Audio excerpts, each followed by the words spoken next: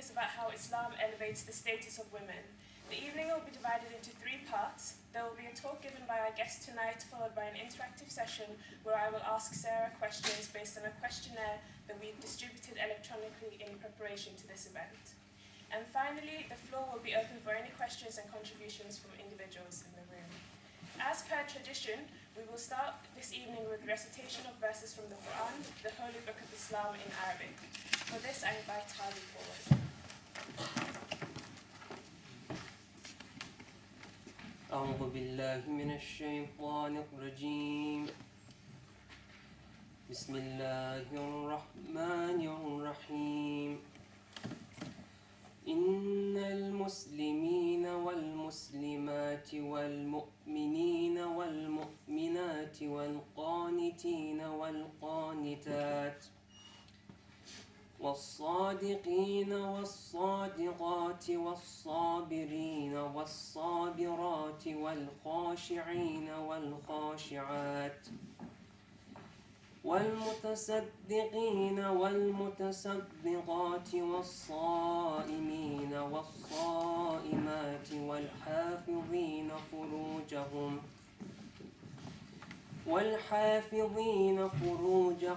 والحافظات والذاكرين الله كثيرا والذاكرات أعد الله لهم مغفرة وأجرا عظيما صدق الله العظيم. I will now read the translation of the verses that were just recited.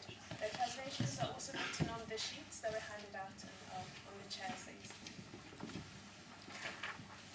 Lo, men who surrender unto Allah and women who surrender, men who believe and women who believe, men who obey and women who obey, and men who speak the truth and women who speak the truth, and men who persevere in righteousness and women who persevere, and men who are humble and women who are humble, and men who give alms and women who give alms, and men who fast and women who fast, and men who guard their modesty and women who guard their modesty, and men who remember Allah much and women who remember.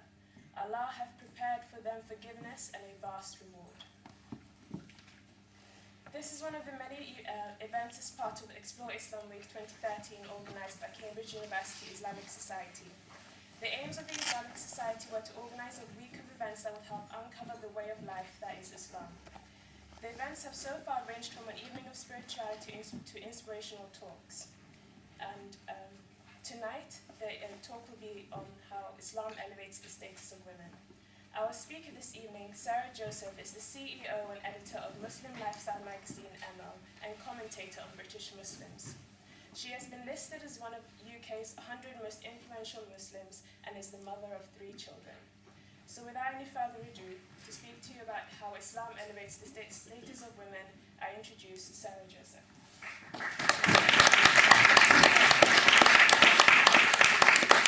Bismillahirrahmanirrahim. I begin in the name of God, the most merciful, the most kind. Alhamdulillah Rabbil Alameen. All praises due to Allah, the Lord of all the worlds. And I greet you with a greeting of peace and mercy. Assalamu alaikum.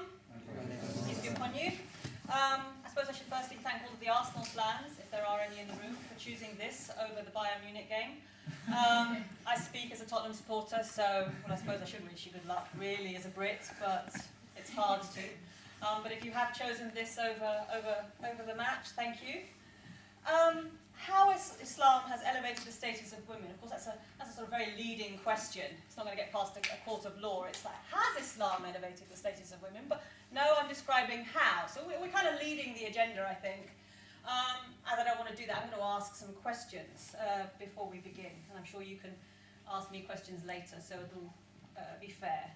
So, through my briefing notes, which are very thorough, thank you, Cambridge, whoever drafted them, I saw the questionnaire. I did rather think, uh-oh, when I read the answers to some of the points that people were bringing up in the questions. I was like, oh, it's going to be one of those evenings. I've done a lot of these, as you probably can imagine, in 20 years, Women in Islam talks. In fact, I did my very first one in Cambridge when I was in my 20s, a new bride, no children. That's over 20 years ago, so you can now work out how old I am. But lots changed, I think, from there. but it's kind of, I'm not sure our thinking has.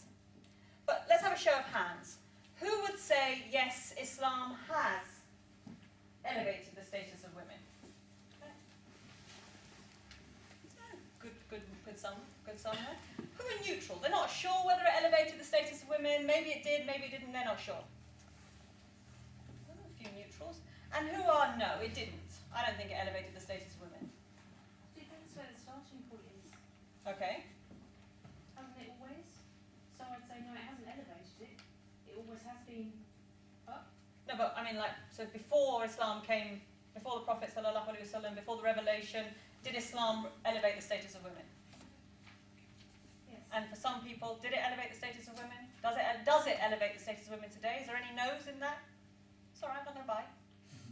So we're either all neutral or we're all positive. That's unusual for an audience, particularly a diverse audience. Okay, so those who said yes, is it to do with they're equal but different? Gender equity? Who's going to say yes to that? Is gender equity but not gender equality? So, okay.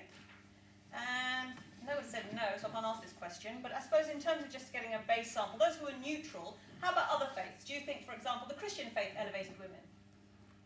Is that a yes or a no? Neutrality on that one? Okay, all right. So as I say, 20 years ago, came along to Cambridge and I did a very similar talk. I can't remember the exact title, but it was pretty much the same thing. And at these Islam Awareness Weeks, Exploring Islam Weeks, or, you know, the weeks, they like to have one talk on women. And for a long time, I refused to do them. After I'd done them for about 10 years, there was about, I'm just never doing another talk on women in Islam, ever. And I keep getting requests. And eventually I came back and said, all right, I'll do them. But I want to just lay down some thinking, some ground rules, because we can get down to the specifics, the verse, this verse or that verse, this question or that question, which we all might have, and I'm happy to answer those questions. But I'd like to put some foundations in place. Because you can't build your skyscraper unless you've got some foundations. You can't construct your argument or construct your society until you've dug down into the foundations. So just put some foundations in place. Firstly, for me, I'd say that Islam didn't elevate just women. It elevated humankind. Right? It's the elevation, and it ennobled human beings. It gave them dignity in quite rough and circumstances, in quite a harsh cultural terrain. It ennobled people. It spoke to them in a way because it elevated them beyond worldly considerations. It asked them to consider the one. It asked human beings to consider the universe, their place in the universe, and transcending that, to consider the one, the merciful, the beautiful, the kind, to consider the power of the one that created them, to be ennobled by thinking beyond their physical realm, to think about their spiritual dimension. It ennobled them because the Quran was dedicated to people who think. And the one asked human beings to think. To say, think about this. Look around you. Don't belittle yourselves. Look at the stars, look at the moon, look at the sun, look at the universe. Recognize that you are part of that universe, that you have a place, a role in it, that we're connected. And to think. And that was ennobling, and it gave dignity to all who heard that message. And it allowed that message to have an energy that permeated that small society, that tiny part of Arabia, and to generate a momentum that spread throughout the world and allowed scientific understanding that reached Cambridge in Newtonian physics, that allowed an ennobling, an enrichment of the human understanding that gave us the golden years when we lived in darkness in our Europe, that allowed, for example, Westminster, a school in London that was mandated 450 years ago by Queen Elizabeth I to turn around and say, give us an Englishman and we'll return you an Arab, because the Arabs were so ennobled, so scientific, so visionary, because they had been ennobled by the spirit and message of Islam. So did it elevate women? Yes. Did it elevate men? Yes. And it's just, so that principle, it elevated the notion of the human spirit, of human dignity. That's the first foundation, the first principle. The second is that men and women exist within the Islamic message, within a paradigm. And that paradigm, as described by the Quran, is protecting friendship. That's how Allah describes, how God describes the relationship between men and women. You are protecting friends of one another. You're not competitive. It's not a competitive paradigm. It's not boys are better than girls are better than boys. It's not men are from Mars and women are from Venus. It's not you're two completely different species and you don't really understand one another. It's you are protecting friends of one another. What does protecting friendship mean? What does that enriched feeling mean?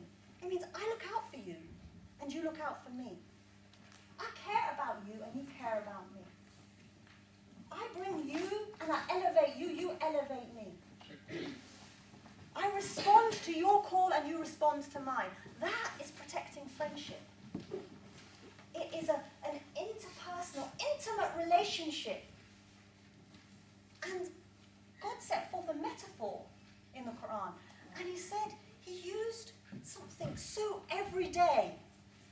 So everyday, because that's the relationship between men and women. It's so everyday. And he said, your garments, your clothing for one another. Your clothing for one another. You are each other's clothes. Think how our clothes are. Can you get anything which is closer to you than that which you wear? Skin onto your skin, your clothes onto your skin. And think about what clothing does for you. You know? Think about what clothing does. In this cold weather, it protects you from the cold. We're going back to that notion of protection again. Right? In the scorching sun, it protects you. Protection. It covers you. Covers up your mistakes, your flaws. I don't think we would look so wonderful without it. That's the other thing it does. It beautifies. Someone in a nice outfit is beautified by their clothing. And it grants you still a sense of individuality, of who you are, an expression of yourself. And that is the metaphor that God decided to give to the relationship between men and women. You're each other's clothes. That's how close you are to one another. That's how you must protect one another. That's how you must beautify one another. That's how much you must cover one another's weaknesses. It didn't say go all out with loggerheads. It didn't say one on top of the other and oppress one another. It didn't seek a competitive paradigm. The paradigm is of protecting friendship, of beauty, of love, of intimacy. And I want to see, just for a moment, how that intimacy played out in the life of the Prophet, peace be upon him. Because the Prophet was the walking Quran. You know, the Quran's not abstract. We come along and we take it and we theorize with it and we sit on the floor of the Islamic society, or perhaps we want to pull it to pieces with a Muslim that we might meet, and we want to know about it and we want to theorize it and we read about it in the papers, or we can't quite get to grips with it, and sometimes you pick it up and it's just a bit heavy, not just physically but just in every other way too, and you can't really understand. The Prophet, he was described as a walking Quran. He lived it. It wasn't abstract. It wasn't philosophizing or pontificating. It was lived.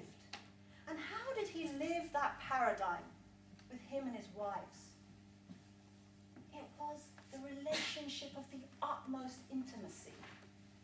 The utmost intimacy. The utmost friendship. And so his wife Khadija, who was many years his senior, who was his boss, who asked him to marry her, who in all intents and purposes was more powerful, richer, more experienced than he was. But she saw something in him, and she married him, and they created this most amazing, intimate bond. And you have that description that when he went up to the mountain, he was a person of reflection.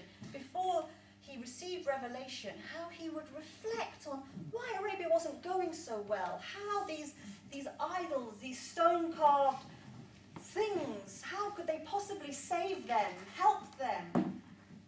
And he reflected on that notion of the oneness, of the notion of the divine, the creator, the source of everything, the one. And eventually he receives revelation, and he comes down from the mountain utterly terrified. Utterly terrified.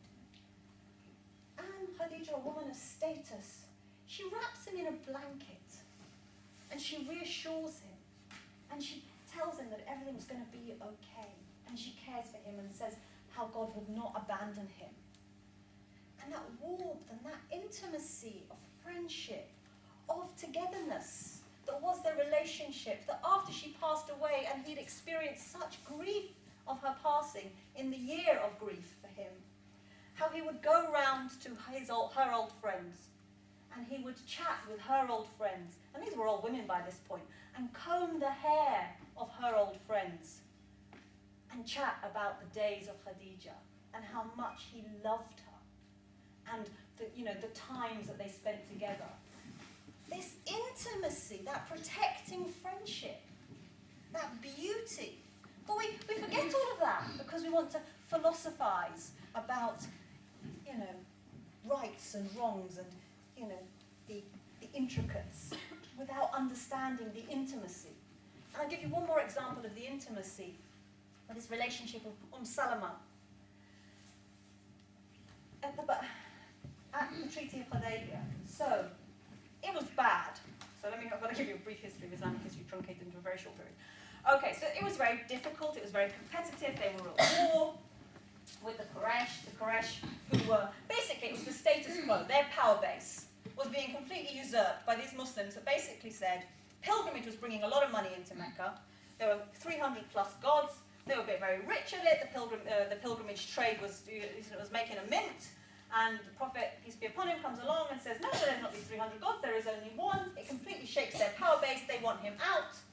He does get out, he flees to Medina, but then there's a period of he wants to come back. And he says to his followers, we will go back and we will make the pilgrimage, the Umrah. And just outside, they're stopped by the Quraysh, and they make a treaty, and it's called the Treaty of Hudaybiyah. And in that treaty, he has to, they say, it begins in the name of God, the most merciful, the most kind, and then the Quraysh say, well, if we believed he was God, there wouldn't be a problem. And then, the prophet of God, he says, well, if we believed that there was a prophet of God, we wouldn't have a problem, and etc. And it went through this treaty, and it got to the point where they said if a Muslim, somebody who wants to become a Muslim, comes to us, the Quraysh, we have the right to send them back, and if there's somebody who comes to you of the Quraysh who comes to become a Muslim, you have to send them back. But it wasn't reciprocal. Sorry if that makes sense. The arrangement wasn't reciprocal. And just as the treaty is signed, and the companions are so angry and so hurt that they have fought for this, and they've been in misery for this, and they've died for this, and their loved ones have died for this. Gets to that point, and it's signed, and then someone comes along in bondage, in chains, and to become a Muslim, and he's sent back. He's sent back to the Quraysh, the oppressors. And no one's talking to the Prophet. No one. And none of his companions. And who does he turn to? He turns to his wife, Salama. And they have a conversation about what should be done. And he's like, what should the response be? And she gives him some advice, and he acts upon that advice. And he goes out and he shaves his hair and he slaughters his camel, and all of the companions come flooding, and there's great grief from the companions afterwards. The intimacy of that relationship, of that wisdom that she gave, it was a relationship of protecting friendship, of beauty. And yet,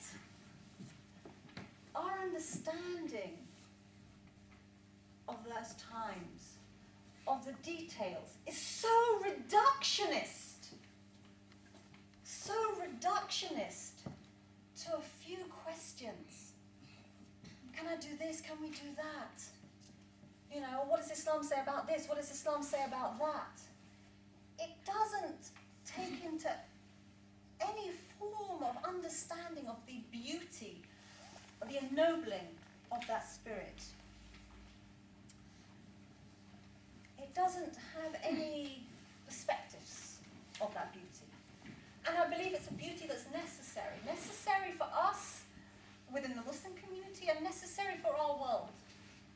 Because our world is very fragmented and needs beauty, and needs mercy, and needs love, and needs intimacy, and needs friendship, and needs men and women to come together to protect, as protecting friends, in order to obtain social justice for all, in order to obtain human rights for all, in order to obtain goodness for all. And that was the paradigm of Medinan society, that men and women got together as protecting friends and changed the world. Changed the world. And they did so, I would contend, for the better. And our superficial discussions on Islam don't really address that power, that strength. Without the feelings, without the emotions, without that kind of lived reality by the Prophet ﷺ, we kind of, we take the text, but we don't take any of the beauty or the context with them. And as I say, it's not a competitive, it's not men versus women, but nor is it West versus Islam. You know, this notion of Western woman. The Western woman is all oppressed, right? I was turning on his head. The Western woman's all oppressed because she's, objectified sexually. She has to, she's forced into the workplace, or she's forced onto the catwalk, or, she doesn't really have any real freedom. And it's this other, reality that we don't understand as Muslims, that, well, I'm a Western woman. I stand here as a Western woman. I'm a Muslim, and I'm a Westerner. Very much. Very English. It's my inherent cultural background. And I live every day with the pressures of my society, the pressures of my life, the pressures of being a working woman, the pressures of having children. One of the sisters asked me earlier, she says, how do you achieve the work-life balance? I said, I don't. I don't have any balance in my life. My life is completely imbalanced. There's a price to pay. I worked out what price, how much I was prepared to pay, and I pay it. I pay every single day of my life. Because if you think being a working woman, when you've got 3 children, doing, evening activities, there's a price. And I'm not the only one who pays it. My husband pays it. Who do you think's got the kids tonight? He's paying. I left the house, there wasn't any dinner cooked. There was a whole heap of stuff that hadn't been done. He doesn't have his shirts ironed. My first year of marriage, I bought him a trouser press.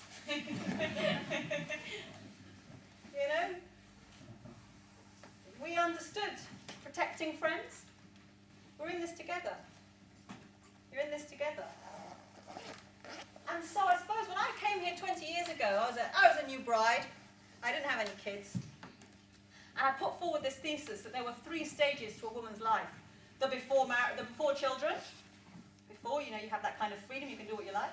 You have your kids, you're kind of in the thick of it. And then you have, after the kids, they grow up, they leave the nest, you've got to have something to do with your life. You can't just being an interfering mother, so you have a 3rd phase.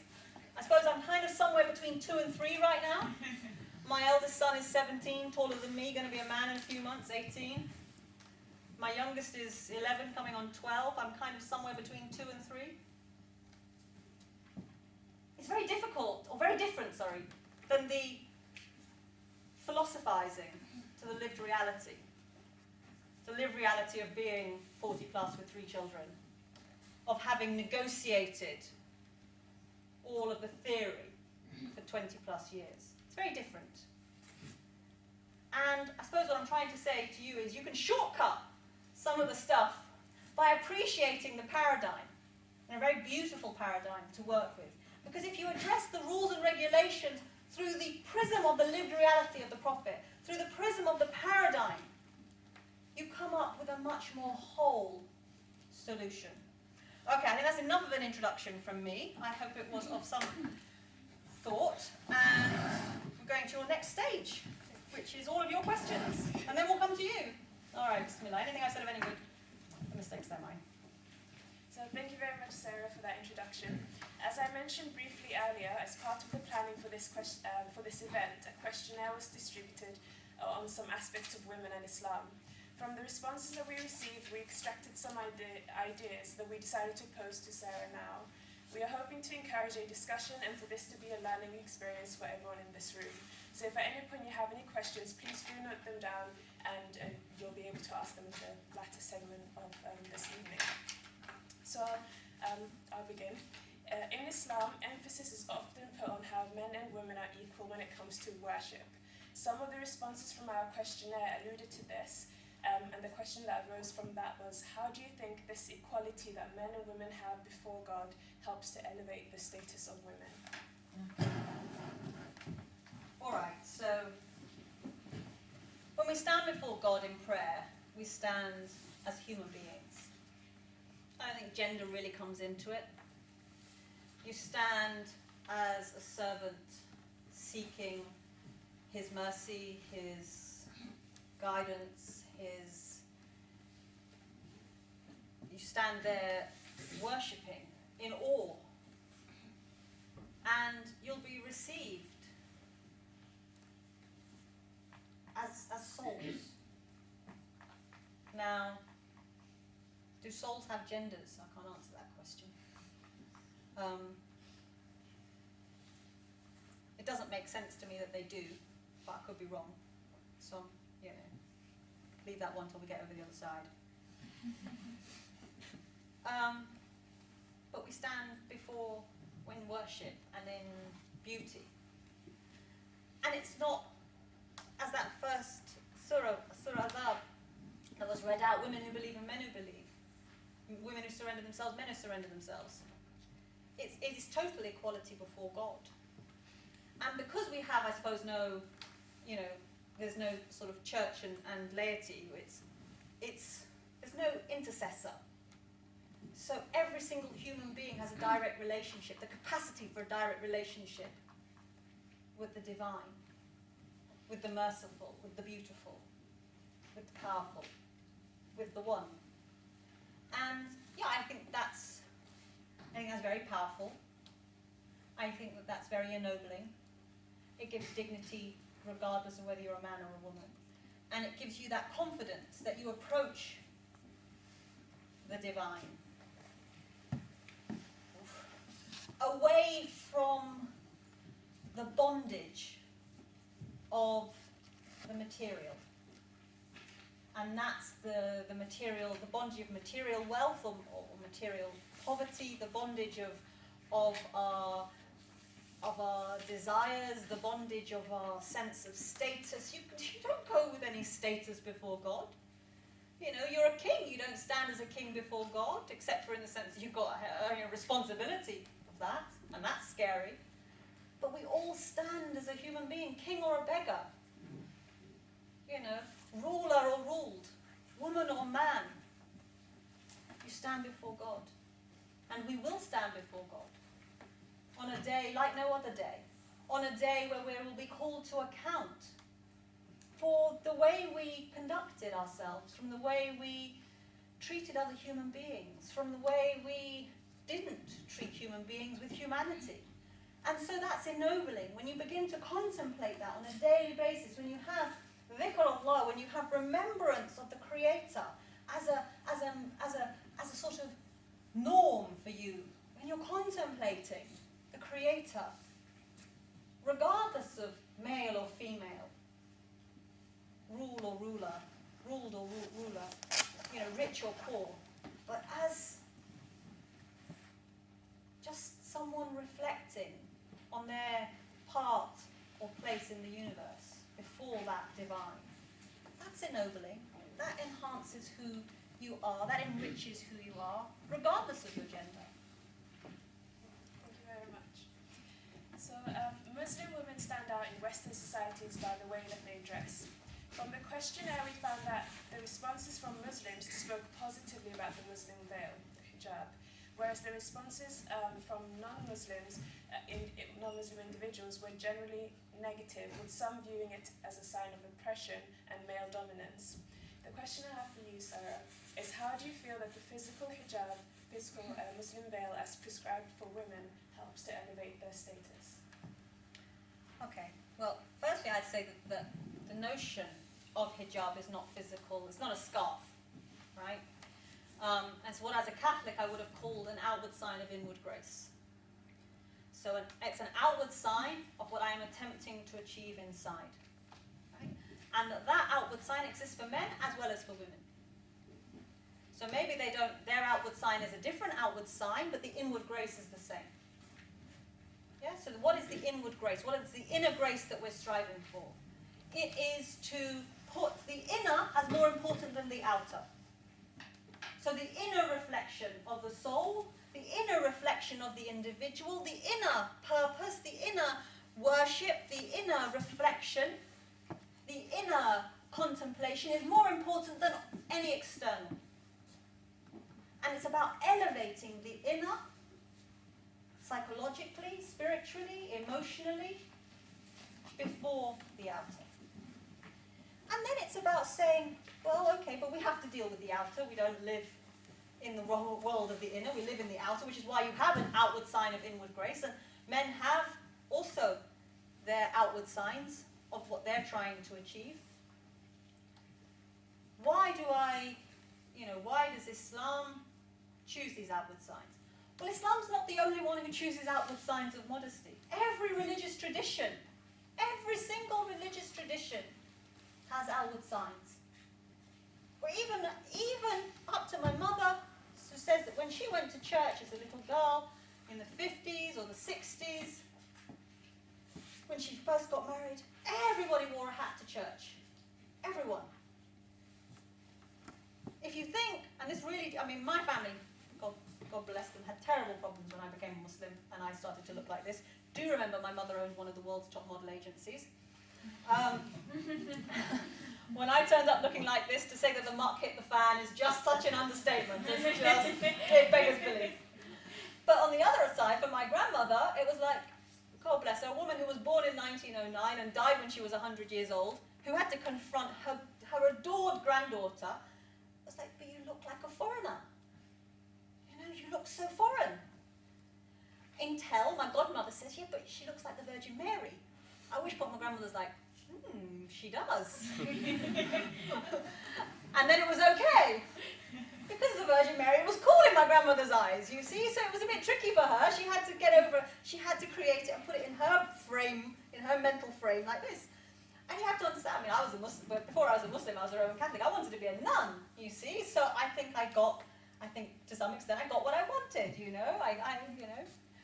I got the dress. I was very upset when my nuns from the Notre Dame school, their order took off their habit. I was like, what do you mean you're taking off your habits? So it's not just the Islamic tradition. There's a Jewish summer camp, and I've been at the summer camp, and I've been with 3 other women. They've been Jewish, and we've had talks on hair covering, and they all cover their hair. And so it's not unusual. It's not new. You go around many parts of the world, forget whether they're Muslim or not, women are covering their hair, men are covering their hair. So, in many parts of the world, it's not really a big deal. Even in this society, 50 years ago, it wasn't a big deal. So it's a very new thing that it's a big deal. So then you have to ask the question, well, if for most of the world it's not a big deal, and for most of the history it's not been a big deal, isn't the big deal actually that it's a big deal? Isn't the big deal that it's a real weird thing now? Isn't it the strange thing that suddenly, in this short period of time, we've had a social experiment where this becomes weird, but walking in an Oscar ceremony not wearing a lot is not weird? Isn't that weird? Isn't it weird that my daughter's friends wear shorts that look like knickers. Isn't that weird?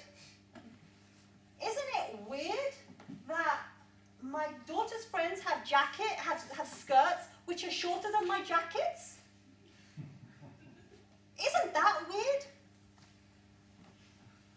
You know? So I think that I don't feel weird. Right? For me, this is beautiful. It is an outward sign of inward grace. Do I have major hang-ups about it? No. Do I think that Muslims should have major hang-ups about it? No. Do I think that we spend an inordinate amount of time discussing it as Muslims? Yes. Do I think that we spend an inordinate amount of time discussing it from outside Muslims, non-Muslims discussing it about? Yes. For goodness sake, it's a piece of cloth, 1 meter squared. I fold it into a triangle. I pin it with a safety pin. Right? That's the extent. Get over it. Right? Just get over it. If you really want me to unpick it, well, I do. Do I have hair? Yes. Do I take it off when I shower? Yes. Right? You don't? I have been asked these questions. 20 years on the circuit, I've been asked these questions. Right? Do I think that we have to address more fundamental issues of being human, of finding solutions for our humanity than my fashion sense? Yes. Because look out the world out there and smell the coffee and realize that we are in a big fat mess as human beings, and recognize that no one faith has got it all sorted, right? No one country's got it all sorted. No one scientist or one idea or one philosopher or one whatever has got it all sorted. We need to work together, people. And really worrying about each other's dress sense is really not going to progress very far or very fast. So I'm perfectly, if you want to delve into it a bit further, I'm happy to answer the question, but I think as people, we probably have to deal with some more fundamental questions. Thank you very much. Okay, so over 1400 years ago, before the Quran, the holy book of Islam was revealed to the Prophet Muhammad, peace be upon him, women were treated like property. They did not have the right to inherit, they did not have independent financial entities, and obviously they did not have the right to vote or to be part of political life. When Islam came, it gave women these and many other rights, starting from the right to be educated, freedom to choose her spouse, partner, giving her the right to inherit, and a separate financial entity. So it's generally agreed that in those times, Islam did significantly elevate the status of women. However, and although you've already previously alluded to this in your introduction, do you feel that Islam elevates the status of the modern Western woman? Does the modern woman need Islam specifically to be elevated? And if so, in what sense? Okay, well that's a talk in itself.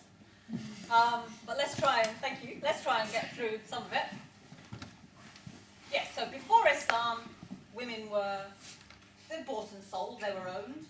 Islam came along and said, no, they're free human beings standing before God. They're not chattels. Before Islam, they were inherited. So, husband died, they were inherited usually by the brother. Dad died, inherited by somebody. They were owned.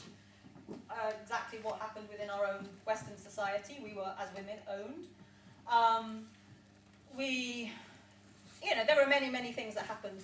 The girl child was buried in the dust until she was dead, because it was like, as the Quran says, when you hear the glad tidings of the birth of a baby girl, your face darkens and you wonder whether you should bury her in the dust, because that was normal, right? And so there were many, many things, and Islam came, and it changed a lot, and it changed a lot well in advance of Western society. I don't think we should sit on our laurels, though, as if to sort of say, well, Muslims, we did that 1400 years ago. We were, people well in advance. People caught up. And we do need to ask the question, well, people caught up, maybe they've got some good stuff that we can learn from. And the wonderful thing about the early Muslims, why they were so successful, is that they were prepared to go around and learn. They were prepared to go with openness, open thinking, and say, wow, okay, let's look at this law, let's look at that law, let's look at why that's successful.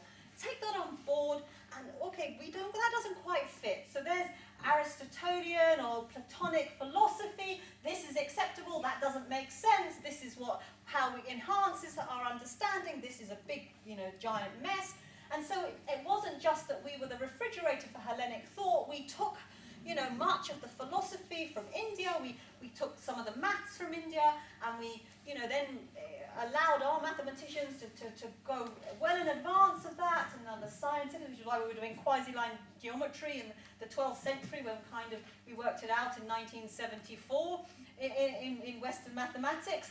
There was an awful lot that we were doing that was wow, but we can't just turn around and say, we were doing crazy crystalline, geometry in the 12th century, but what are we doing now as mathematicians? Where's our maths now? Where's our advancement now? What are we offering society, science, modernity? What are we offering? Because sometimes I feel like we're not really offering too much. So yeah, we did a tremendous amount for women's rights. Let's keep the momentum going. Let's not shut down. Let's keep the thinking. And that thinking is going to be really scary.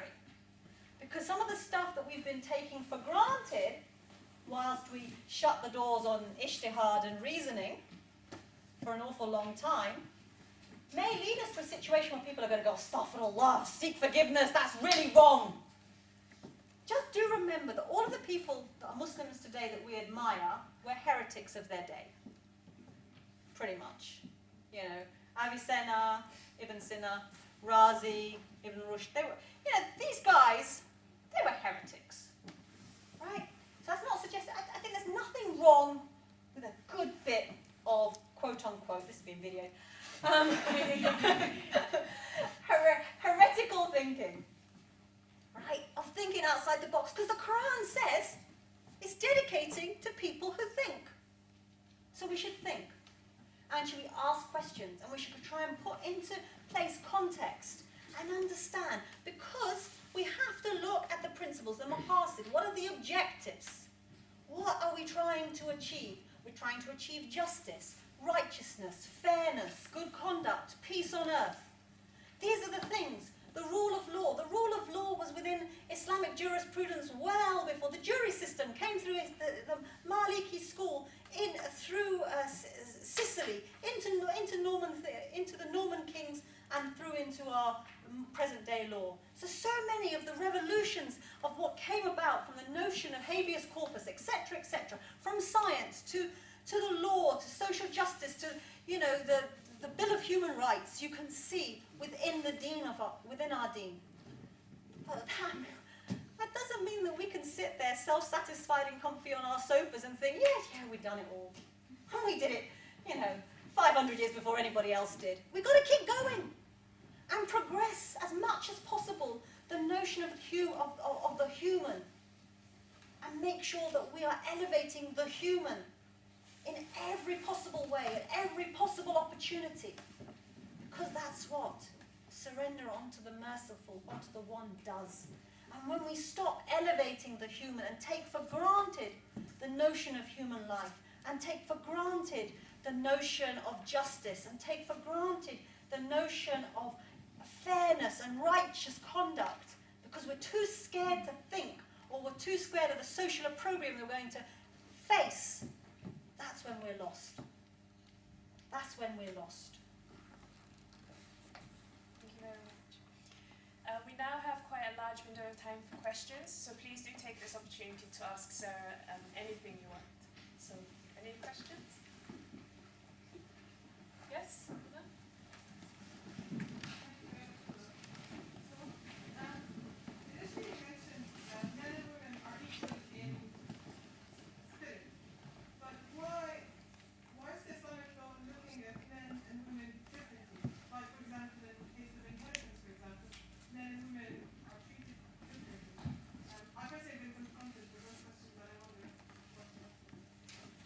It's always a question, and I think we need to ask the question, and we need to attempt to find answers based upon the paradigm of social justice, right?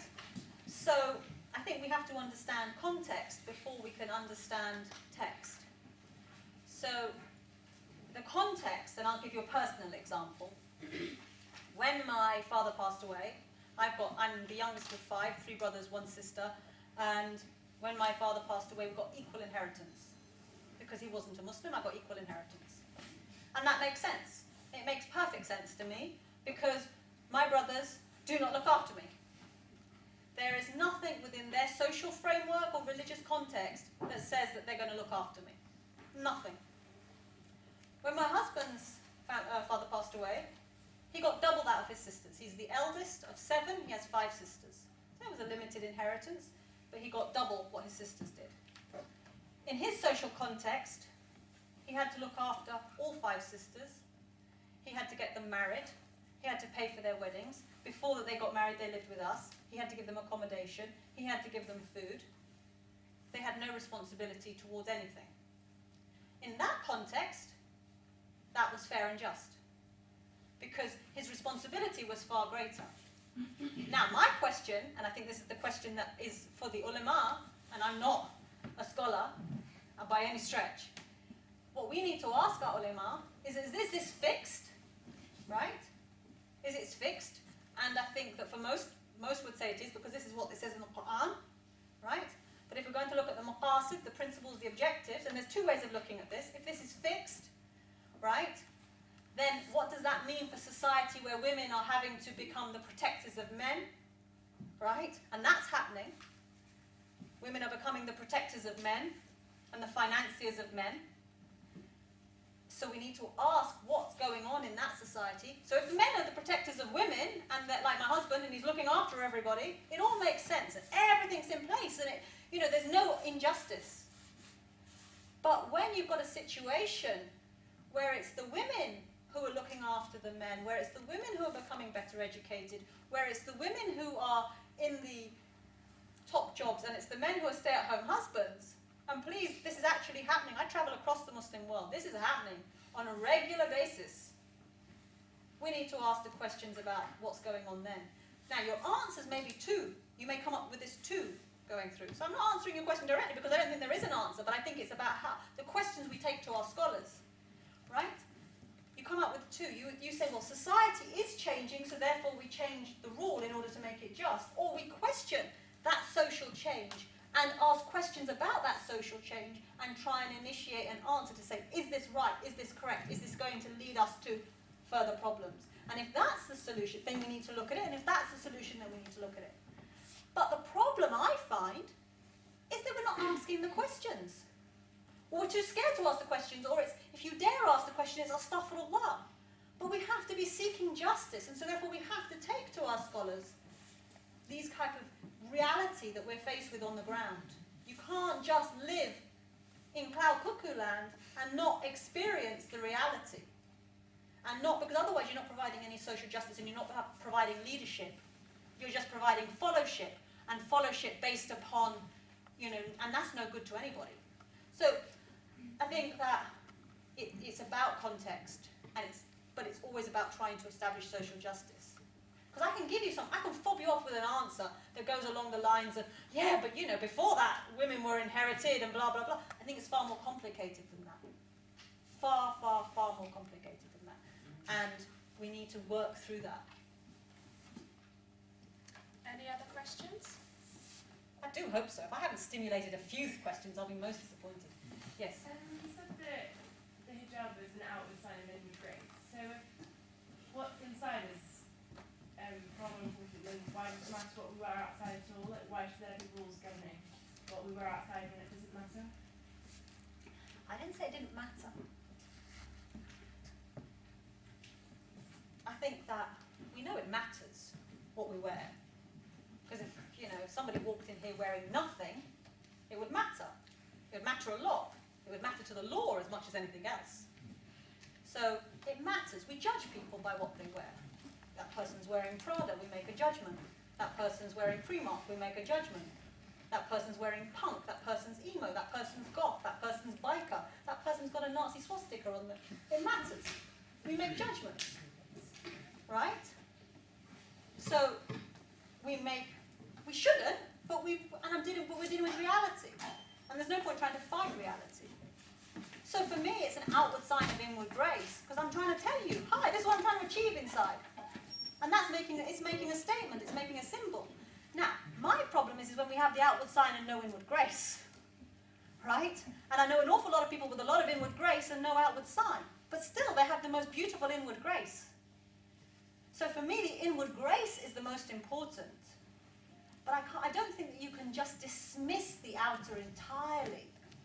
But my problem is that we spend an awful lot of time on the form without the substance. And we care about the form. And so we tell our daughters, you must wear it. Because what will so-and-so say if they, you don't? That's nasty. Or someone comes in and they are wearing it, and my God, we elevate them and think how wonderful. Or she's not wearing it, and then suddenly she is becoming aware of it, and it's suddenly the badge of honor of her faith. That's messy too. We make judgments by someone not wearing it without reflecting on their inner capacity and what they're giving and what they're doing. And I know some, so it's I'm not going to stand here personally and say, well, I don't believe it's necessary, because I'd be a hypocrite because I'm standing here wearing it. But I'll tell you that when my little girl asked me to wear it at age 11, I said no. Right? She got to 12, I said no. She got to 13, I said yes, but not all the time. Right? And she's fought me every way. Why? Because I don't think she understands. And she's wearing it for the wrong reasons. She's wearing it because somebody at school told her that she's not a proper Muslim if she doesn't wear it. That's not right. She hasn't got the inner, so what's the point in having the outer? So it's more complicated as that you come to realise I'm not coming here with blanket, I think I'm too old to be glib, right? But it's not that I'm saying that the outer doesn't matter, but the inner matters more. And that's where it's important.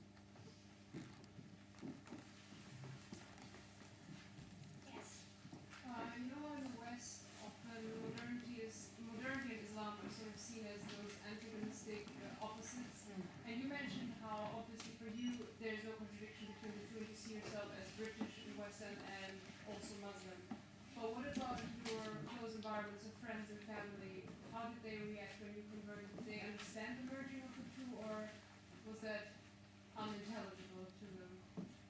No, I think that they thought I'd given up entirely on my entire life.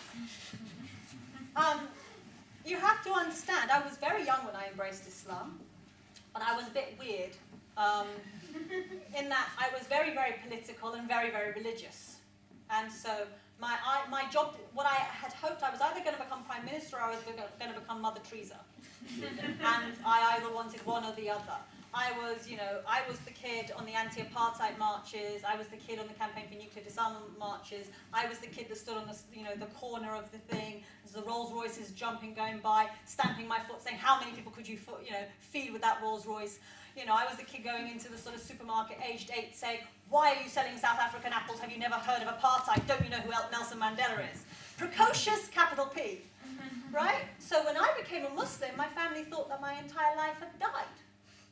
That every opportunity, everything that I was going to be, had just fizzled away. And for a while, they were right. Because when I became a Muslim, I kind of got bogged down with trying to do it so right that I actually forgot the bigger picture. You suddenly become so micro that you forget the macro. And it was complicated. It was a complicated time in my entire life. And just by virtue of making that change affected so many people, and you're in terrible pain. Your beautiful mother, your beautiful grandmother, your grandmother says, you call up, and this is the person that has loved you since the day you were born, and you say, I'm coming over, and there's in her voice, and you're like, well, where's that coming from? What's that? She says, the greengrocer says you look ridiculous. So, there's her whole Women's Institute jam in Jerusalem. What the hell, my granddaughter looks like a foreigner. And the greengrocer says, and, the baker says, and everyone says. And that hurt. And so we went through all sorts, and I've done the whole lot in terms of dress code, until we came to a place where I could understand, and they could understand. And I realised, well, I am a Westerner. And I just stopped fighting it. Being married, actually, was wonderful. Because my husband, who's originally a Bangladeshi, was like, yeah, but you're English. You know, so when he's like, when are you going to get married? He said, why do you get married in a white wedding dress? Because you're English. You know, well, what are you changing your name for? Because you're Sarah Joseph, that's who you are. You know, I'm Mahmoud al-Rashid, but you're Sarah Joseph. Stick to it. And because he understood. He understood the notion of protecting friendship, and I was incredibly lucky, because not everyone is in that. And so, I think we just stop fighting and realise that they're not mutually exclusive. God made me English and God made me a Muslim. And it's cool being both. And, you know, I cook a mean Victoria sponge cake and I like lavender and, you know, it's all right. I wear Laura Ashley. It's all right. Halal means allowed, it doesn't mean curry. Although my husband cooks a mean curry. Mine's not too bad either. You know, outward sign of inward grace doesn't mean I have to wear, I have my suits tailor-made now because trying to find anything off the peg, but you know, let's not go there. But I'm who I am. I'm really comfortable. And I think that's the place we need to get to be as human beings. Because we try so hard. You know that kind of, there's nothing worse as a human being than living in conflict. Conflict in particular with yourself. And trying to fight the social and the inner and, you know, just being yourself is a wonderful place to be. And recognizing that God made us all individual down to our fingertips. It's incredibly liberating. So I look at my fingertips and I'm like, yeah, okay, I'm all right. That fingertip, that person, you know, that's all right, that's me, and it's okay. And I'm a Westerner. Why should I not be proud of that fact? With all its baggage and faults and culture and needs. And that this is my home and I love it. And so I need to look after it. And I'm a stakeholder in its future. And I do so lovingly and loyally as a Muslim. And I come to it and I will criticize it as somebody loyal to it. And I'll turn around and I'll say, yeah, I don't like your foreign policy, but I would have said that as a non-Muslim. I said it as a Christian. I used to go past my Maggie Thatcher's house and I'd be like, Maggie, Maggie, Maggie, ow, ow, ow. You know, anybody of my generation who was vaguely political, that's what we said. Right? You know, I was writing to Margaret Thatcher when I was 10 years old, telling her that, you know, her policy on employment sucked. That was okay. Nobody questioned that. Nobody questioned that and said, does that make you that you didn't belong because I was a white Christian? And then I became, you know, Paki Muslim. You too, sorry, you know, I began to dress like this. I went in one day from being, you know, a nice normal white girl to being a Paki. And then that prejudice and that BMP and that evolved into you're just a Muslim now because we direct all of our hate towards that because it's the last acceptable form of hate. It's the last acceptable form of hate. And that's not right. And so I'll tell my society that that's not right. Because I'm loyal and I love it. And it's not right to hate. More questions? Yes. I was just wondering whether you could describe your journey, like trying to get home. This is what I call it, getting home. Like when you were trying to discover Islam and your path and so on, and then did you reach that place where you felt most comfortable and you felt that inner peace, and that point you felt like a real freedom where you could love unconditionally and love all those around you, despite all the conflicts, everything, even more.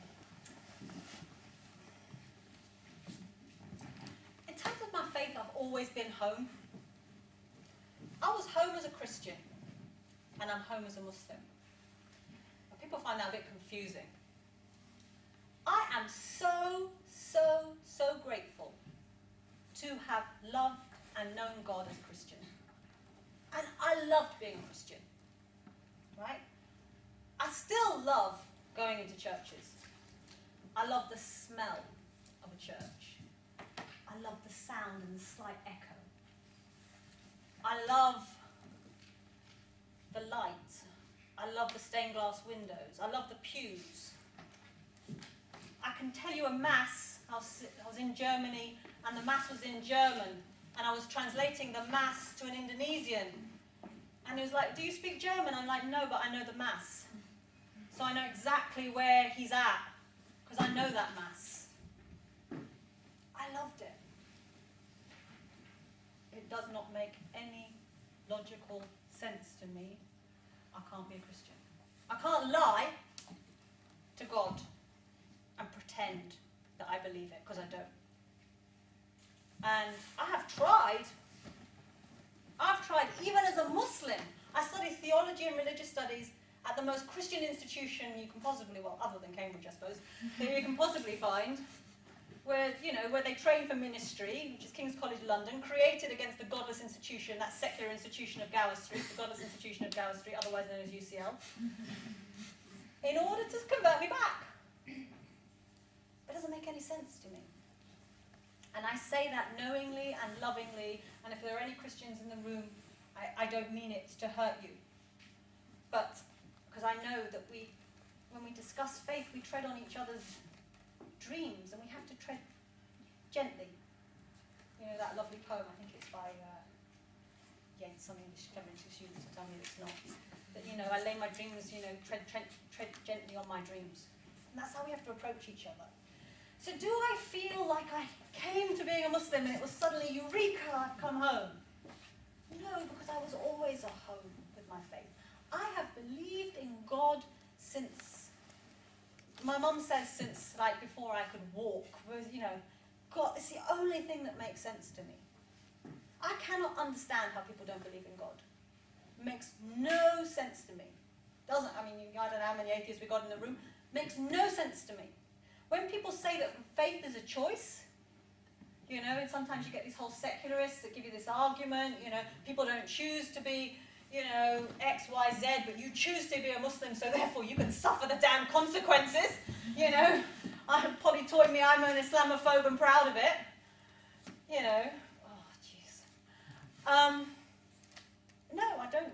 I didn't. It chose me.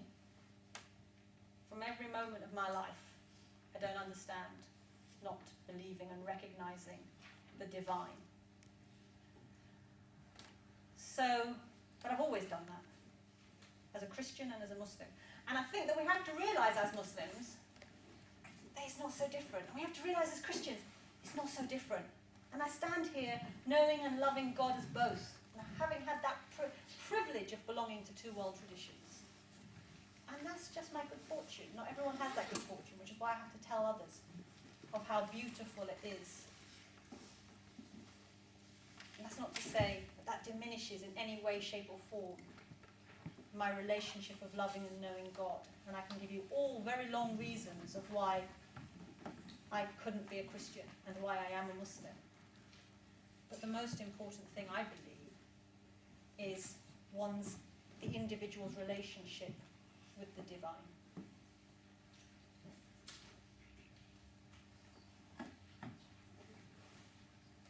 Hello. Yes, at the back. And what do you gain as a believer wearing this then? What do I gain? Oh, I get a lot of grief sometimes. I've contemplated why I continue to wear it. I've worn it for 25 years. I only wear white, by the way. The reason I wear white is because my mother didn't like me in any other colour, so I got used to wearing white. And now I can't wear any other colour because it drives me insane. I can see it in my peripheral vision. Occasionally, if I have to go to like some fancy dinner and I've got an outfit that doesn't actually match with white, I have to wear like another colour and it just irritates me. So I only wear white. And they're actually only from this one place in Turkey because they're the only ones which are comfortable. We slightly digress. I've thought of taking it off. I've thought about the reasons why I wear it. I've thought about being judged on a daily basis by people, because I love people, right? I never want for wearing those headphones on the tube or anything. You know, can't understand people putting beats on, wanting to zone out from people. I'm an introvert that likes people, so I engage in conversations with grandmas and vicars and, you know, people with dogs and people with children on the tube, because I like human beings. And it's really painful as a Muslim when you realise that fiqh, judgment, judgment, judgment, homophobe, racist, terrorist, violent, and you can see, because you looked in enough people's eyes, and that's really painful. And so I've thought about it. And then I think, why should I? Because I don't wear it for somebody else. I wear it for me. What I gain is, it's a sense of peace, actually. It's a sense of attempting to achieve a state of grace.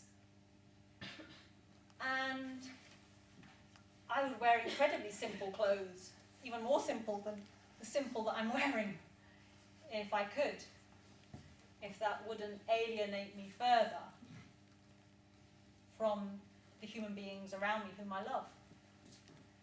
And so I gain a lot, and I don't think that society should choose to take that away from me, or I should act upon it. When I very first became a Muslim, I wanted to wear it because I didn't want to be judged according to what you look like. And when you're, very young and naive, and everyone wants to judge you according to what... I mean, do remember I'm the daughter of a model agent, where everyone was judged according to what they look like. I learned from being a very tiny age because everybody was beautiful, right? Everyone was beautiful. Every man was over 6 foot, every woman over 5'8". Everyone was gorgeous. So then you start saying, well, okay, if everyone's gorgeous, how do you discern between them? And so from a tiny age you work out, well, that person's nice and that person's just plain mean, right? And that person will give you the time of day as a 6-year-old, and that person thinks that they're on the cover of Vogue, that they're really cool, but actually they suck.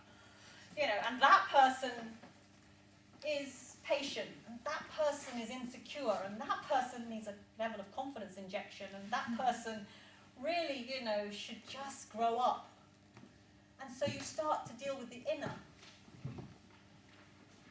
But so when I became a Muslim, and if I'd remained a Christian, I suppose I would have probably gone into holy orders. I gain a sense of peace, and I don't see why society should take that away from me because of its prejudices, because it can't get its act together to judge me according to who I am, rather than the scarf on top of my head. Yes?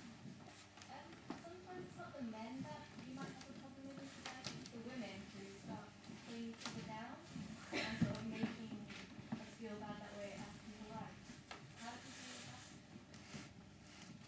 Women can be really mean to each other. I have to say, generally in my life, I've tended to hang out more with men than women. Maybe that's because I've got brothers and I'm kind of more used to them. But it's also because women can be really, really mean. And so you can be in an environment, and I can remember it from being, that sort of moi, darling type environment. You look lovely, darling. It's a classic, meaning, God, where did you get that from? Oxfam. To the comments saying, oh, Sarah, I just didn't imagine you'd ever put on any weight. So it's like, wow, did you sleep in the knife drawer? Did you hang out with the kittens?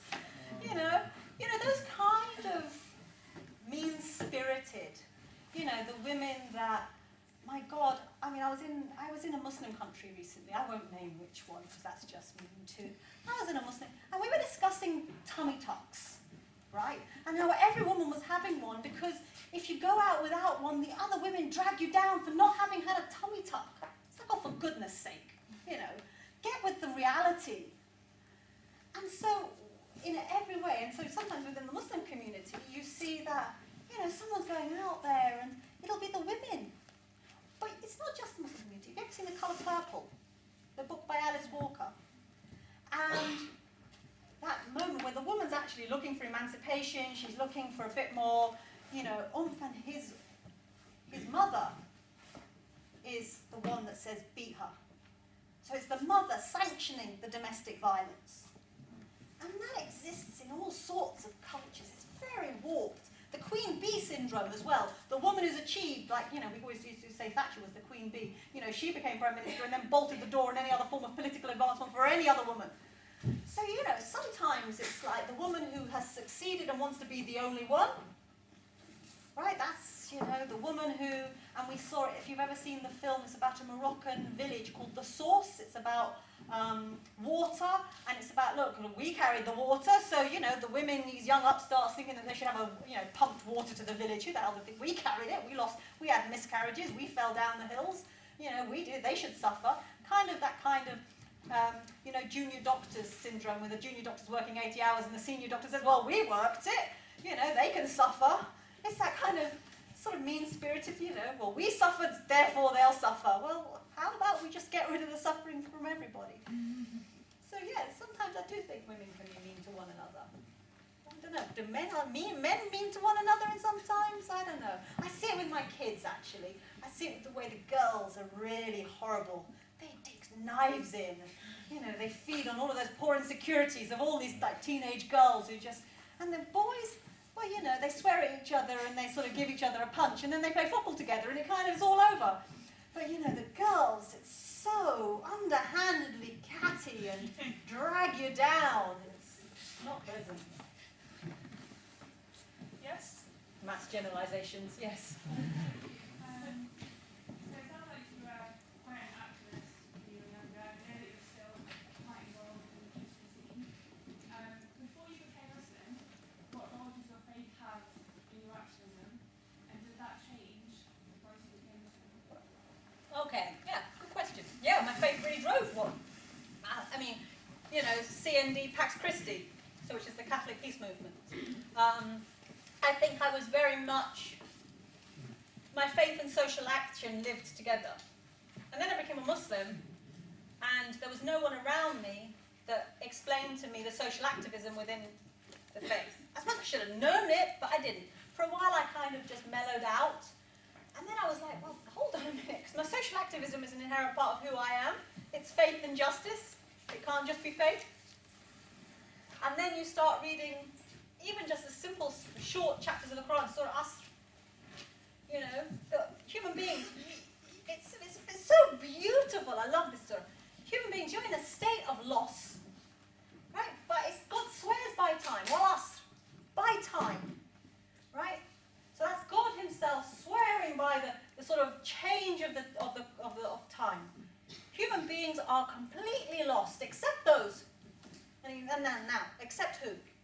Except the people who believe, who have that sense of hope, who recognize the divine, who recognize that there's more, that the purpose of life is to lead a life of purpose, that there is more to it than just me, that believe and recognize the one. Right? What? And do good deeds. They act upon it. It's not some random, abstract, I believe tambourines. I believe, I'm going to go up and live on a mountain. I believe hermit. I believe I'm going to stay in my house. No. Who believe, who recognize the one. And then they go and do something about it. Then they act upon it. And they extol one another to truth. Because it's all very well believing, and it's all very well doing something about it, but unless you do it honorably, unless you do it truthfully, unless you do it with ethics, there's no point. So extol one another to truth, to virtue, and who extol one another to patience. Because be certain that if you say, I'm going to lead a life of a commitment to something greater than myself, that I'm going to lead a life of action, a life of commitment, a life of ethics, a life of value, a life of truth, you will be tested. Sorely, sorely tested. And you will pay a price. A huge, huge price. And sometimes you will say, my God, do I have to pay such a price? And so, the final, to have sabr, to have patience. And it's beautiful, Surah Asr. It's so short, so powerful, gives you so much that we're all lost. We really are. We don't get it. We'll be scrambling, searching for love in other human beings, searching for love in possessions, searching for love and fulfillment and some sense of meaning in whatever throws at us, unless we recognize the ultimate meaning, the ultimate truth, the ultimate one. And then unless we commit to an action based upon that, it just becomes vacuous, empty. Just of the mouth, of the lips. It has to be of the hands, of the body. And then you have to be truthful. And then you have to have patience. So yes, social activism and my faith, they're interconnected, because there's a verse of the Quran that the thing which is closest to God consciousness, the thing which is closest to taqwa, the thing that is most close to awareness of God is justice. It's a beautiful verse of the Quran. And in another place, be just, even if it be against yourself. For justice is the closest thing to being aware of God. So social justice and awareness of God, they're the closest things that we have. Yes. Do you think that it's possible for an atheist, a totally atheist society, to pursue things like protective friendship and equal rights and mathematics without any God, just because they're valuable goals in their own right? I think it's possible, but I think it will always be hungry. It will never be truly fulfilled. Because this world, my grandmother, as I said, she lived till she was 100. And she used to say, "My, it went so fast." And she saw all sorts of change, right? From a world that had no electricity to a world that sent people to the moon. She's saying, "My, it went so fast." This life is so transitory that even if we live to 100 years, it will pass in the fleeting of an eye. So real meaning, real value, real peace and contentment, I believe, can only truly be found when we accept that we are part of something much greater, that this little world, this third planet from the sun, is just one element of a divine cosmos that is so awe-inspiring that unless we approach it with awe, we never really grasp the full picture. Okay, are we up for time? I can take final few questions. So at the back. This question has been asked before in one of the previous sessions. I think it's relative to this talk. Why do you think that 75% of converts are women? Well, I don't know whether 75% of converts are women. I dispute that statistic. I know you might, maybe we'll say different. There's lots of different conversion phenomenon, right? There's the conversion phenomenon of prisoners, which is not women, it's men. There's the Afro-Caribbean conversion phenomenon, which is men and women. And then there's the conversion phenomenon that we've noted of women. So there's different conversion phenomena taking place at different times. They have different reasons for different people. Love takes place. I don't think that we should dispute that. I don't think that, boy meets girl and girl becomes Muslim. And people dismiss that and say, oh, that's not a genuine conversion. Why not?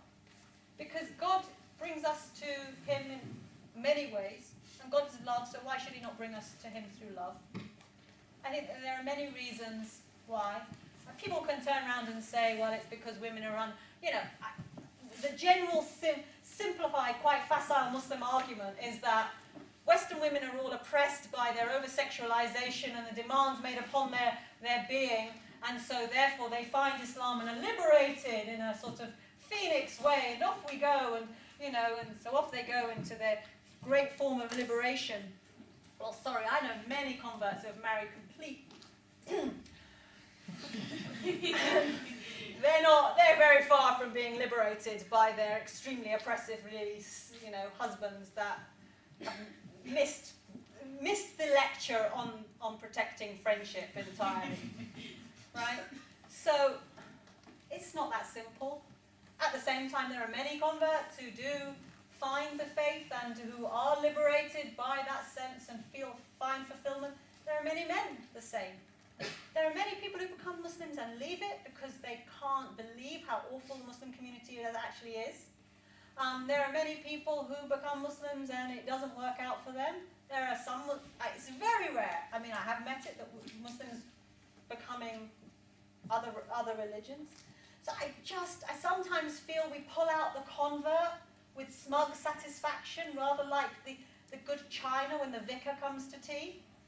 Or, oh, well, look, we must be a nice religion because this nice middle-class white woman became a Muslim. So therefore, we must be nice, really. And we'll put her on the cover of the Times, and she will affirm for us what a nice religion we really are. We need to have a bit more confidence in who we are, in the divine message, in the beauty of the Quran. And that kind of, you're better than me, sister. You chose Islam. Whoa! I hate that. I really hate that sentence. Because we all choose it. We all have to choose it. Every single one of us has to get to a point in our life, am I going to surrender my life to God or not? I might have been born, my family may be the 43rd generation of Sayyids, tracing its lineage back to the Prophet ﷺ. You still have to choose. Because one day you're going to stand before your Lord and you're going to be held accountable. Did you choose? Or did you just inherit it? Like you inherited some fob watch or, something else. Or you inherited your mother's eyes or your father's nose. It's choice. And it requires thought and critical thinking and analysis. So we all really have to choose. Not just the nice middle-class white woman we must bring out to prove and validate. I'm mean this evening. I don't know why. I don't know. I must have taken the mean pill. I kind of feel, when it comes to women's issues, a bit conflicted as a man to say, to have an opinion, or sometimes I don't have a right to have an opinion about a women's issue. But at the same time, I have sisters and a mother, so I do care about it. So what do you think man's role is in discussing women's issues? Oh dear God, don't feel conflicted. No. Get right in there. Get stuck in there, actually. Get really in there. And try and work it out. Firstly, women's issues.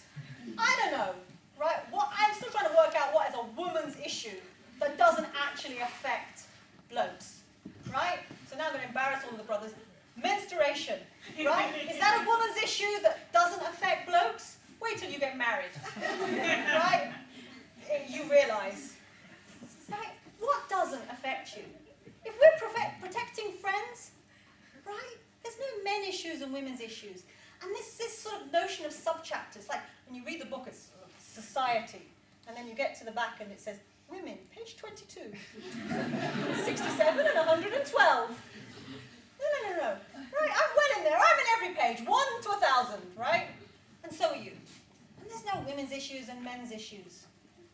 Let's talk about it together, because we're protecting friends. And as you say, you've got sisters, and you've got, a mother, and inshallah one day you'll have a lovely wife, and inshallah you'll have wonderful daughters.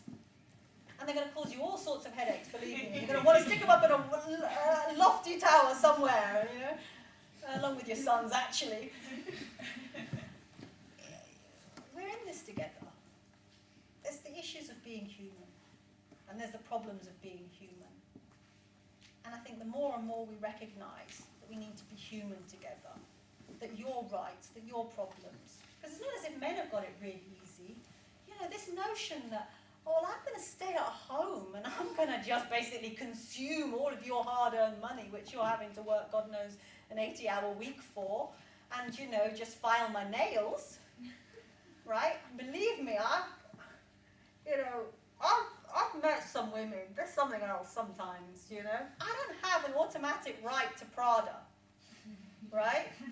I don't want to overgeneralize, right? But, we need to make valuable contributions.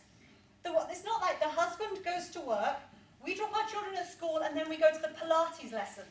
And I know my fair share of women who do that, right? The husband's working, you know, and the woman's at Pilates. Get with the game. So it's not a women's men's. We're in this together, right? You're not alone. So you get stuck in there. And you get stuck in there looking after the men, right? Because the men need our help too. Final two questions. Anyone else? Yes? Yeah. You mentioned in one of the questions that Islam is what gave women all these rights where before they were oppressed and everything. Surely Christianity and Judaism and the other religions also had a role in sort of liberating women. Okay. I'm not going to say that Islam's the only thing that ever came about with liberating women. I think that we can look and do a feminist reading on the New Testament, which is really enriching. I'm not too sure about a feminist reading of the Old Testament, but I've tried, and I think it's worth a shot.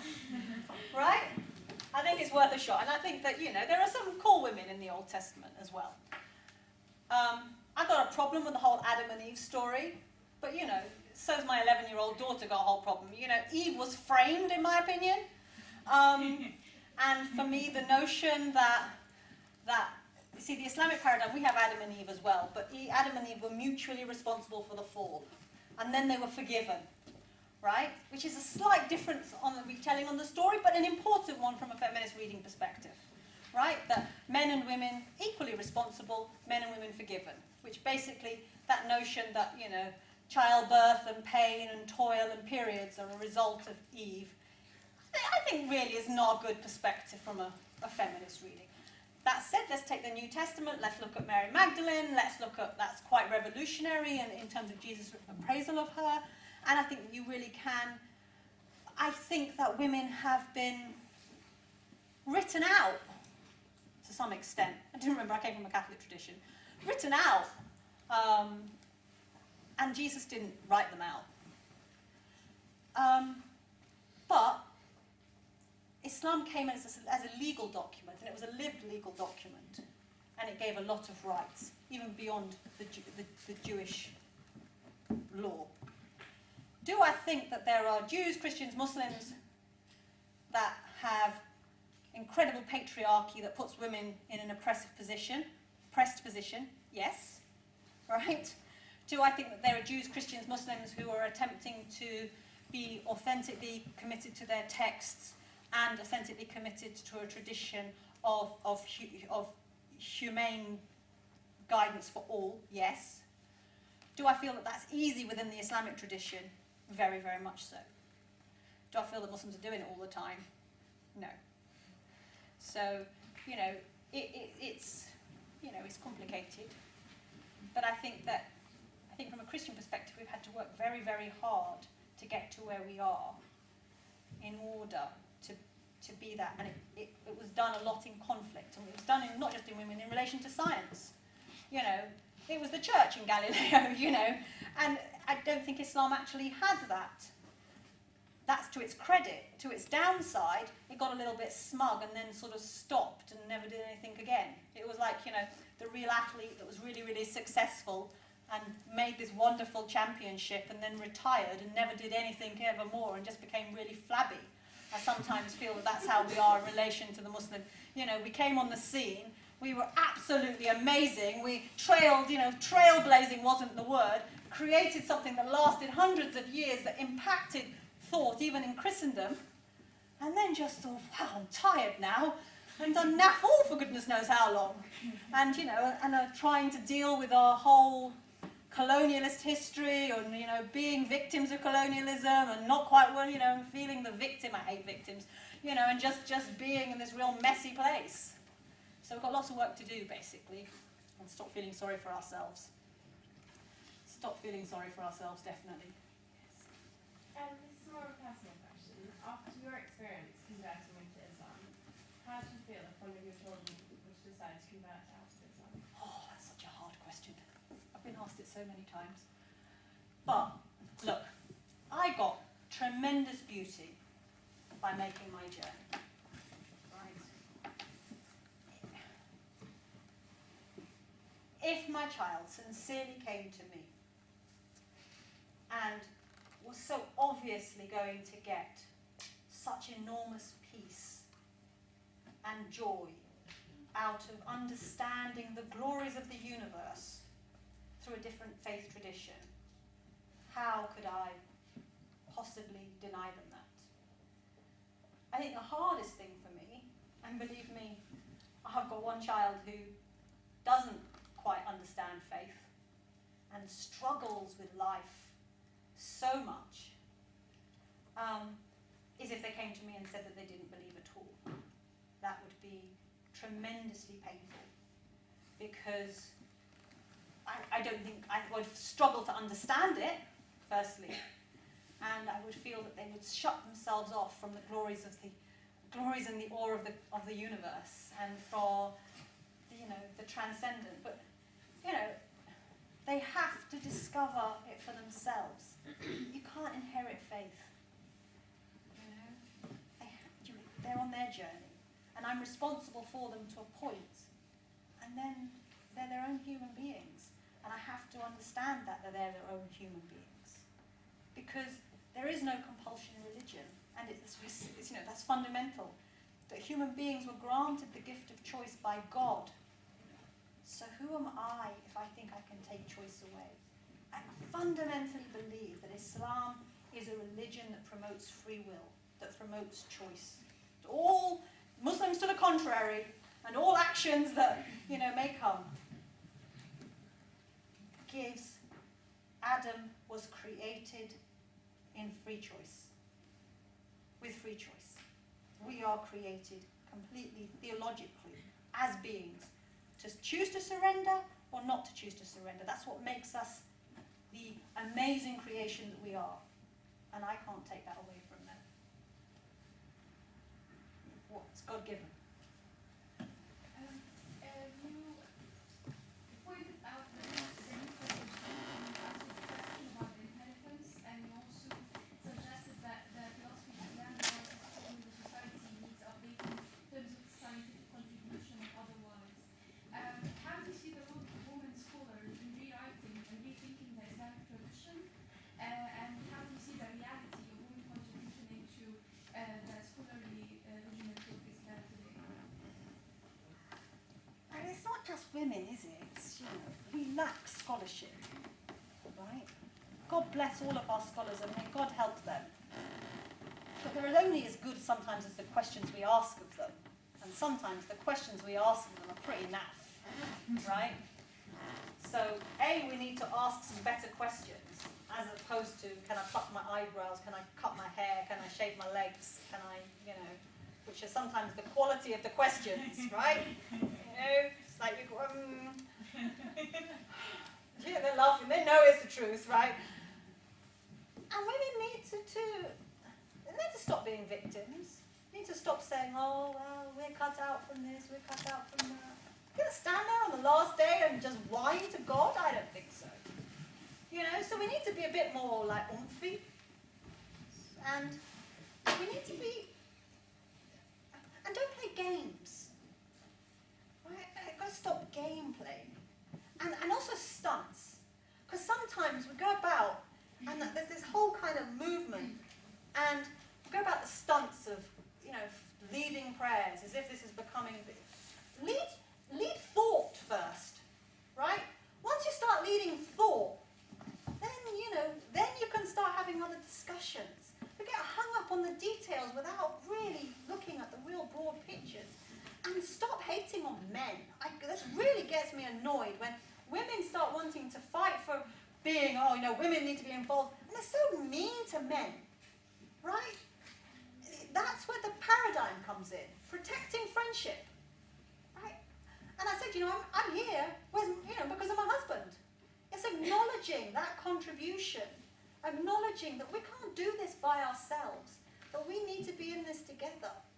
And that if we just keep saying, I've got to push men out the way in order to be, in order to be successful, that's nothing. That's not where we should be.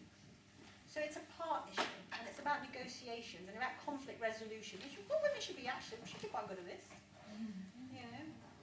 And and to be the best. Ehsan, that notion of excellence which permeates the faith, the theological discourse, the notion of excellence.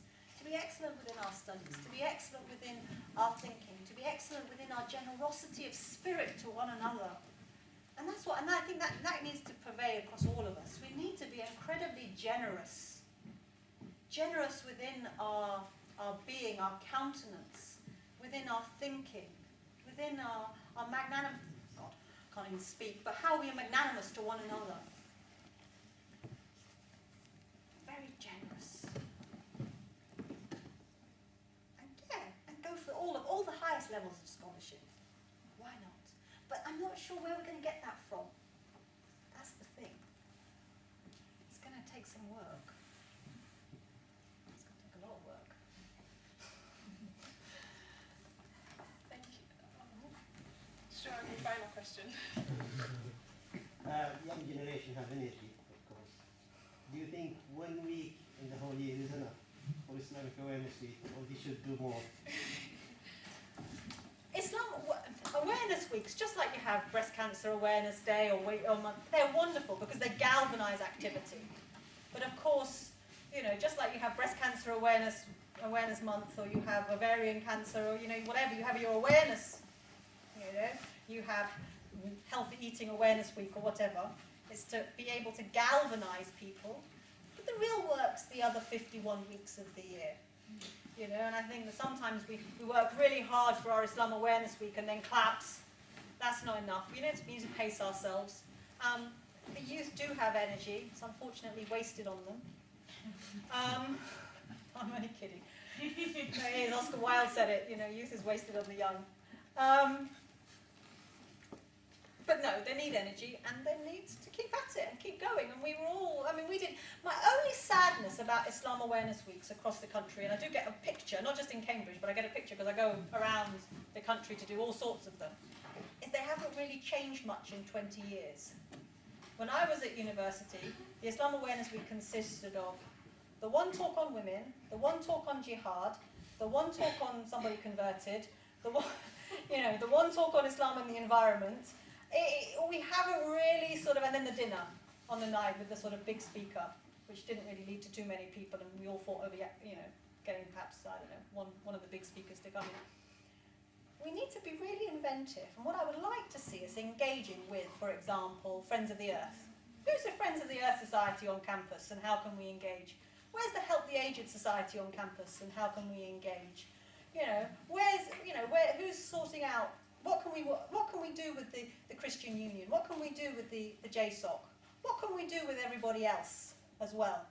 So outside of our own box, but working for that commonality of human endeavour that says, you know, we're all in this together, and how can we work together feasibly to create and show that Islam manifests values, and that we're prepared to work in a spirit of collaboration, because the paradigm that we're presented with is the clash of civilizations. And for years I talked about the coexistence of civilizations, and realised that, you know, just standing side by side with someone's not enough. We need the collaboration of civilizations. And the thing that does is it makes us recognise, hey, you know what, we're a civilization. Right? I think we need to actually see ourselves, Muslims, that we are a civilization, and we need to collaborate with others in a civilized and civilizational way. So I think it's wonderful what you're doing, and you're to be congratulated and applauded and thanked for organising this. And I know it comes with a lot of effort, and I know that in the midst of Cambridge students, you know, your work-life balance is definitely more in favour of the work than the balance, right? MashaAllah, you shouldn't give up on your studies. You should see that as your primary focus. That's why you're here. Aim for a first. If you can't do the first, a 2-1. If you come out with anything less, well, we'll still forgive you, but keep at it. You know? Excellence and ihsan, keep at it until the result actually comes in. Strive to be the very best you can. But then, you know, do see with your spare time. Episodes of House are okay, but working with others is even better. Okay, I'm afraid I can't take any more questions. I would like to invite Sarah just to give a short 5-minute summation. 5 minutes summation? I've been talking for ad nauseum. Come on. No, look, I'm not going to keep you 5 minutes because you're all restless. It's late, and I'm sure you can probably catch the second half of the Arsenal game if you really try.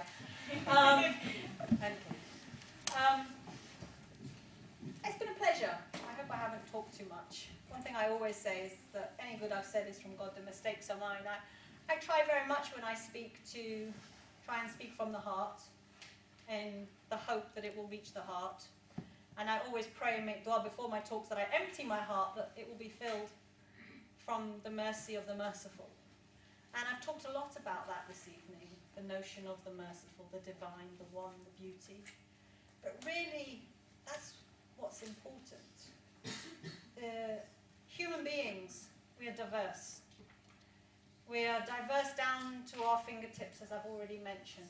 We are different nations, we are different tribes, we are different faiths, we are different studies. But if we were the same, it would be very boring. It's like a garden. Can you imagine going into a garden and everything being the same shade of one colour?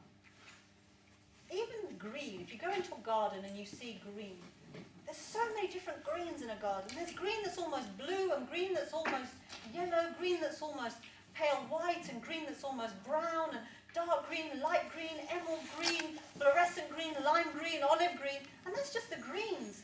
And you think about the blues and the purples and the lilacs and the yellows and the whites, and you know you can go into a paint shop and you choose white, 20th century problem, 21st century, qualm, what colour am I actually going to have on my walls, which shade of white? But there's so many differences, and yet we think that human beings, all 7 billion of us, should be the same. We should think the same, be the same, aim for the same. How incredibly boring. What lack of imagination. Isn't it better that we're so diverse and so beautifully diverse, that we like different things? If we all like the same things, wouldn't it be a very long queue? And so I think we should just appreciate, even as Muslims, we're always trying to have Muslim unity. What does that mean? It's all right. Don't get hung up on it. It's fine. It's wonderful. And now, it's wonderful to have the Salafi brothers and sisters that remind us of our Aqidah and our Ibadat and keep us, strong. And mashallah, the Sufi brothers and sisters that remind us of our spiritual quest. And, and everyone adds to different dimensions, and those that don't really care what madhab you are, and then the madhab, it's fine. Don't get hung up on it. Just relax about it. That's any piece of advice I can give you. Stop trying to create a homogeneous blob out of human beings. Because we are so beautifully diverse and so beautifully different. And if you look at that and enjoy that and relish in that, you become such bigger people, bigger humans. And be the biggest human you can be, with the biggest hearts you can be, and reach out in the most generous way. Okay, and then when you have a big heart, empty it and ask the divine to fill it with his beauty, because there's nothing more beautiful, and his mercy, because there's nothing more merciful, and his justice, because there's nothing more just. And even then chuck out the pronoun, because his really doesn't work. It's hard, but it's easy all at once. Just be more than we are, and strive to be more than we are. And in the striving, we find, and we become better. So anyway, anything I've said, of any good is from Allah. The mistakes, they are most sincerely and definitely mine. Thank you for a lovely evening. Assalamu alaikum, peace be upon you all.